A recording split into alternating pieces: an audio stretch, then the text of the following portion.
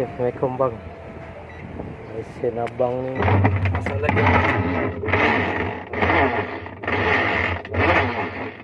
Ni masalah gearbox. Gearbox satu set ni dah rosak.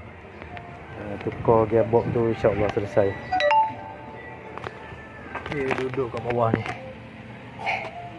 Bawah tu. Tukar sketul tu insya-Allah settle.